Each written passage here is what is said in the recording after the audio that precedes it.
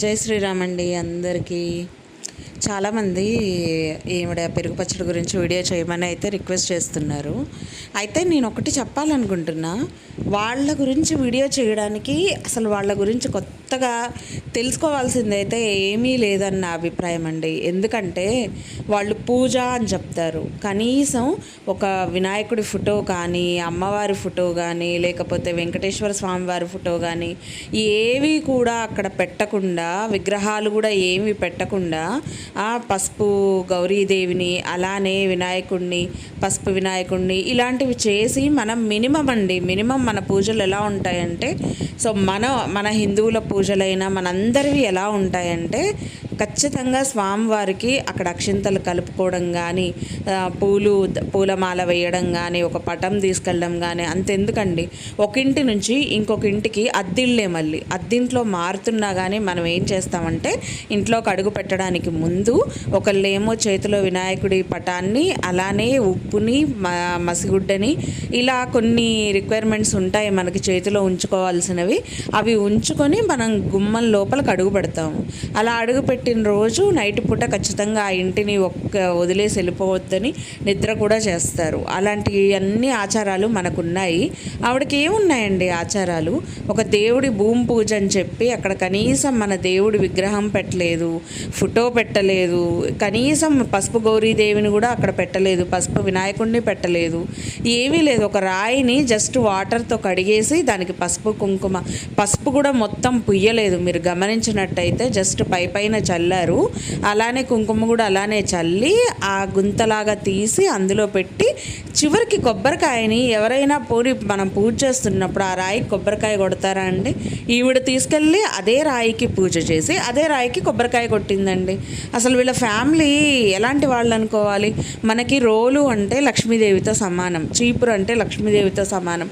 కొన్ని మనకి ఇవన్నీ కూడా అమ్మవారితో సమానంగానే మనం కొంచెం జాగ్రత్తలు తీసుకొని చేస్తామన్నమాట. సో శుక్రవారాలు కూడా మీరు గమనించినట్టయితే ఇల్లు దులపరు, బూజు కూడా తీయరు. అలాంటిది ఈవిడ ఈ పూజ చేసిన రాయికే కొబ్బరికాయ కొట్టగలుగుతుంది.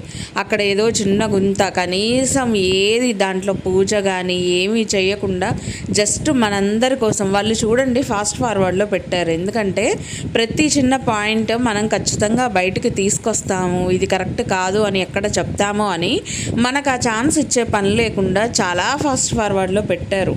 వాళ్ళకి చేసినట్టు జనాలకి తెలవాలి అనే ఇంటెన్షన్ తప్ప, వాళ్ళు కొన్న విషయం జనాలకి స్ప్రెడ్ అవ్వాలి అనే ఇంటెన్షన్ తప్ప, వాళ్ళు రియల్గా పూజ చేసి భగవంతుడి మీద భక్తి శ్రద్ధలతో పూజ చేసి అయితే కాదండి. అయ్యగారిని పిలుచుకోవడం కానీ, పూజ చేసుకోవడం కానీ, ఇవన్నీ మన కట్టుబాట్లు, మన పద్ధతులు, మన ఆచారాలు మనకే ఉంటాయి. వాళ్ళు ఎందుకు పాటిస్తారు చెప్పండి మన ఆచారాలు? మీకు ఫస్ట్ నుంచి చెప్తూనే ఉన్నా, ఆవిడ హిందువు కాదు, ఆవిడ ఏంటంటే మన సబ్స్క్రైబర్స్ అందరు ఎక్కడ పోతారో, ఆ సబ్స్క్రైబర్స్ అందరు ఎక్కడ దూరం అవుతారో అన్న భయానికి మాత్రమే ఆమె బొట్టు పెట్టుకొని ఇవన్నీ మన పద్ధతులని పాటిస్తూ ఉంటుంది. వాళ్ళు ఆవిడని వదిలేశారు, మన వాళ్ళు ఆవిడని వదిలేశారు. అందుకనే ఆవిడ ఇష్టారాజ్యం. ఒక్కో రోజు చూడండి మీకు బొట్టు కూడా ఏమీ లేకుండా హిందీలో మాట్లాడుతూనే ఉంటుంది, ఉర్దూలో మాట్లాడుతూ ఉంటుంది. సో వాళ్ళ ఫేస్ కట్లు మారిపోతాయి. బొట్టు పెట్టుకుంటేనేమో మన హిందూ అమ్మాయిలాగా ట్రెడిషనల్గా ఉండాలి అని చెప్పి చీర కట్టుకొని, బొట్టు పెట్టుకొని, జ్యువెలరీస్ సెట్ చేసుకొని మన వాళ్ళలాగా వస్తారు. ఒక్కసారి అవసరం లేదని వాళ్ళు రియాలిటీకి వెళ్ళి చూసినట్టయితే కొన్ని వీడియోస్లో వాళ్ళ ఒరిజినాలిటీ మీకు తెలుస్తుంది. వాళ్ళు మన అని చెప్పుకుంటూనే చక్కగా అసలు బొట్టు లేకుండా వాళ్ళ డ్రెస్సులు, వాళ్ళ లాంగ్వేజ్, వాళ్ళ ఎక్స్ప్రెషన్స్ మీరు గమనిస్తే వేరే వాళ్ళలాగా క్లియర్ కట్గా మన వాళ్ళందరికీ అర్థమైపోతుంది అన్నమాట. సో ఇలాంటి వాళ్ళ గురించి ఎక్కువ కూడా ఏం మాట్లాడడానికి ఉంటుంది? మాట్లాడి మన్నోరు నొప్పి లేవాల్సిందే కానీ వాళ్ళ పద్ధతి మారదు, వాళ్ళ బిహేవియర్ కూడా మార్చుకోరు.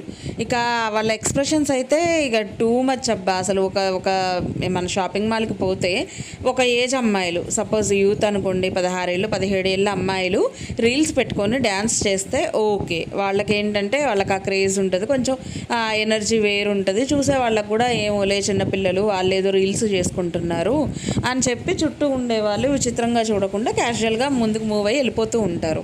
కానీ వీళ్ళకి ఏజ్ వచ్చి 50 ఏళ్ళు 55 ఏళ్ళు ఒంటిపైన పడ్డాక అంత లావు ఉండి మళ్ళీ చిన్న చిన్న బట్టలు వేసుకొని అక్కడ షాపింగ్ మాల్స్లో వాటిల్లో వీళ్ళు చేసే రీల్స్ చూస్తే ఎంత గలీజ్గా ఉంటుంది. అసలు రీల్ లోపలే ఇంత గలీజ్గా ఉంటే చుట్టూ చూసేవాళ్ళు ఎంత విచిత్రంగా విడ్డూరంగా చూస్తారు చెప్పండి. అయినా సరే వాళ్ళకి ఆ షేమ్ ఫీలింగ్ ఉందా? సరే మన మాటలు విని వాళ్ళు మారుతారు అని మనం అనుకున్నా వాళ్ళు కనీసం చుట్టూ ఉండే వాళ్ళ చూపులు చూసన్నా వాళ్ళ బిహేవియర్ మార్చుకున్నారా? లేదు కదా. షాపింగ్ మాల్స్లో కూడా వాళ్ళు చేసే పిచ్చి పిచ్చి చిత్ర విన్యాసాలన్నీ చుట్టూ ఉండేవాళ్ళు పిచ్చోళ్ళని చూసినట్టు చూస్తున్నారని తెలిసినా వాళ్ళ పిచ్చి చూపులు వీళ్ళకి అర్థమైనా వీళ్ళు కావాలని ఇంతే చేస్తున్నారు. అంటే మనం ఏదైతే వద్దు అని చెప్తామో అది వాళ్ళు 10 ఎక్కువ చేసి చూపిస్తున్నారు. వాళ్ళు పంతానికి పోతున్నారు. పోనీ అంత పంతానికి పోయినా మనం జనాలం ఏమన్నా చేయగలుగుతున్నామా అంటే అట్లీస్ట్ వాళ్ళ సబ్స్క్రైబర్స్ కౌంట్ను కూడా తగ్గించలేము. ఎన్ని రిపోర్ట్స్ కొట్టినా వాళ్ళ ఛానల్స్కి ఎన్నెన్నో రిపోర్ట్స్, వేల కొద్ది రిపోర్ట్స్ కొట్టినా ఛానల్కి ఏమీ కాలేదు. అంతెందుకు మన వాళ్ళందరినీ మన దేశాన్ని తక్కువగా చూసే అన్వేష్ గాడు వాడు బతుక్కి ఎంతమంది కొన్ని కోట్లల్లో రిపోర్ట్స్ కొట్టారు, కొన్ని లక్షల్లో కిందికి జరిగిపోయారు వాడికి సబ్స్క్రైబ్ నుంచి. అలాంటిది వాడి ఛానలే ఏమీ కాలేకపోయింది కోట్లల్లో రిపోర్ట్స్ కొట్టినా సరే. ఇంక వీళ్ళ తొక్పాస్ ఛానల్కి మహా అయితే వేలల్లో కొడతారు, లేకపోతే 100లో కొడతారు. ఏమవుతుంది చెప్పండి? వాళ్ళ ఛానల్ ఏమీ కాదు. పైగా వాళ్ళకి ఎంత ఎర్నింగ్ వస్తుందంటే నెలకి లక్షల్లో ఆదాయం. ఎవడండి రాగిపిండి కేజీ 600కి కొనేది? ఈ రోజుల్లో ఎవరైనా ఉన్నారా? పోనీ 600కి కొన్నోళ్ళు ఒకసారి నాకు మెసేజ్ చేయండి ఎలా ఉందని. ఇంట్లో ఆ మాత్రం రాగులు తీసుకొచ్చి ఎంత దొరుకుతాయండి? రాగులు చాలా తక్కువ రేటుకే దొరుకుతాయి. తీసుకొచ్చి నైట్ పూట నీళ్ళల్లో నానేసుకొని ఉదయాన్నే మనం మూట కట్టుకొని చక్కగా ఈ మొలకలు వచ్చిన తర్వాత కాసింత ఎండలో పెట్టుకొని ఇంట్లో మిక్సీలో వేసుకుంటే కాదా? మాత్రం దానికి 600. ఆవిడ ఏ రోజన్నా మొలకెత్తిన రాగులు మనకు చూయించిందా? చెప్పండి మీరు. ఇదిగోండి నేను మొలకెత్తేసాను, ఇగో ఇన్ని రాగులైనాయి, ఇన్ని ఆరబెట్టాను, ఇన్ని ఎండబెట్టానని ఏ రోజన్నా చూపించిందా? మీరు ఎలా నమ్ముతారు? మొలకెత్తిన రాగులతోటి రాగి పిండి చేశాను, లేకపోతే ఇవన్నీ కలిపి చేశాను. అసలు నాన్ వెజ్ వాటిల్లో కూడా పిస్తా, బాదం, అదేంది పుచ్చపప్పు, గుమ్మడి గింజల పప్పు వీటితోటి పేస్ట్ చేసేస్తా అంటది ఏంటండి? ఇంత విచిత్రమైన మనిషిని నేను ఎక్కడా చూడలా.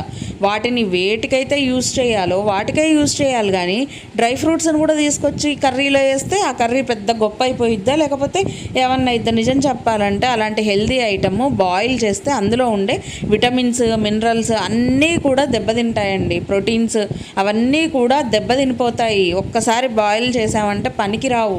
అలాంటి డ్రై ఫ్రూట్స్ ఎప్పుడైనా సరే నీళ్ళల్లో నానేసుకొని ఉదయం పూట మనం పచ్చివే తింటాము, ఆ నీళ్ళల్లో నానినవే తింటాము. దాన్ని తీసుకెళ్ళి డీప్ ఫ్రైలు చేసి మిక్సీలు చేసి మనం తినము. ఎందుకంటే తింటే ఉపయోగం లేదు. అది ఏదో టేస్ట్ని ఇది చేయడం తప్పించి దానివల్ల బెనిఫిట్స్ మన బాడీకి ఏం అందుతాయి? వీళ్ళు ఆ పౌడర్ చేసి పెట్టా, ఈ పౌడర్ చేసి పెట్టా, మీరు కొనుక్కెళ్ళండి లక్షల్లో వేలల్లో అంటే చూపించిన డ్రమ్ములనే 10 సార్లు చూపిస్తారు. బట్టలు మార్చుకొని 10 ప్లేసెస్లో పెట్టి చూపిస్తారు. ఇదిగోండి రెడీ అయింది, ఇది ఈ కారం, అది ఆ కారం. అసలు వాళ్ళు చేసే వంటే తినబుద్ధి కాదు ఫస్ట్. ఇక వాళ్ళు చేసే కారాలతోటి మనం ఇంటికి తెచ్చుకొని మనం ప్రిపేర్ చేసుకోవాలంటే ఇంక అసలు వెళ్తుందా మన కడుపులోకి? సరే 1000 రూపాయలు పెట్టి ఒక ప్యాకెట్ తెప్పించుకుంటారు, కేజీ ఆర్డర్ ఇచ్చుకుంటారు.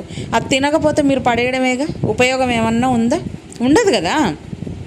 సో తెలిసి అలాంటి వాళ్ళ ప్రోడక్ట్స్ తీసుకోవడం కానీ అలాంటి వాళ్ళ ప్రమోషన్స్ని నమ్మి ముందుకెళ్ళడం కానీ ఏమీ ఉపయోగం లేదు. కనీసం వాళ్ళకి హెల్ప్ చేసిన సబ్స్క్రైబర్స్కి కూడా తిరిగి ఏదన్నా అడిగితే చెయ్యను కూడా చెయ్యరండి. అట్లీస్ట్ కేర్ కూడా చెయ్యరు. వాళ్ళకి అసలు అవసరమే లేదు. వాళ్ళు చేశారా, తిన్నారా, పెట్టారా, అంతే. మీకు జనాలకి వాళ్ళకి ఆలోచన ఉండాలి. వీళ్ళు చెప్తే మాత్రం కొంటామా ఏంటి, అంతంత రేటు పెట్టి ఎందుకు కొనాలి అనే ఆలోచన జనాల్లో రావాలి, అంతే.